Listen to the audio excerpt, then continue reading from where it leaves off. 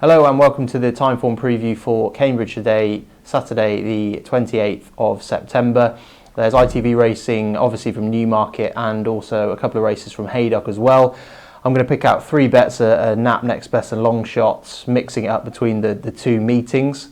My nap comes in the Royal Lodge, the first race of the day at Newmarket, and it is Highland Chief for Paul Cole. He's not been seen since chasing home Pinatubo in the Chesham Stakes at Royal Ascot, but he shaped really well that day. That form obviously about as strong as it gets really. The horses that have finished in front of him, including Pinatubo, have improved plenty since. And Highland Chief was still a very raw horse that day. He was running around under pressure. He's been given time off to strengthen up ahead of this step up in trip, which ought to really suit him on pedigrees related to plenty of stayers. And I think at 9 to 2, 4 to 1, he looks a decent bet in that race. My next best is in the 205 at Haydock, which is the first ITV race from that venue tomorrow on Saturday, and that is Mitchum Swagger. Now, he has had a big break since Royal Ascot. He's another horse that's been off since Royal Ascot, but I think that's a good angle with him because he's got a really good record fresh.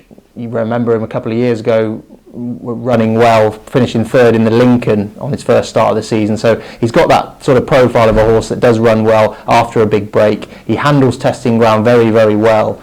And that is going to be basically the order of the day at Haydock on Saturday because it's going to be really testing. So Mitchum Swagger is my next best. I think he is essentially the class horse in the race. He's off 105 in a handicap where he's giving weight away to inferior rivals. So he's my next best. My long shot of the day comes in the Cambridgeshire itself, which is at Newmarket at 340. I'm giving one more chance at a massive price to Dark Vision, who has obviously been a disappointing horse this season. He won the Vintage Stakes at Goodwood last year, and with the size and scope that he has, he thought that he would have sort of the world at his feet really during his 3-year-old campaign.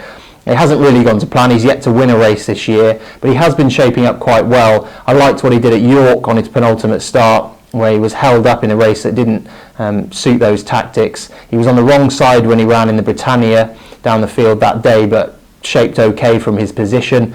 And last time they tried to make the running with him, which just didn't suit, and he was far too free. So I think he's had excuses. He's come down the weights a little bit. I think he is still worth persevering with it beyond a mile because he seems like a strong stayer. And I think a really well-run 9 furlongs will suit him well, and he's got to change of headgear. So I think he's worth chancing at around 25 to 1. But he's that sort of price because he comes into the race with a bit of a shaky profile.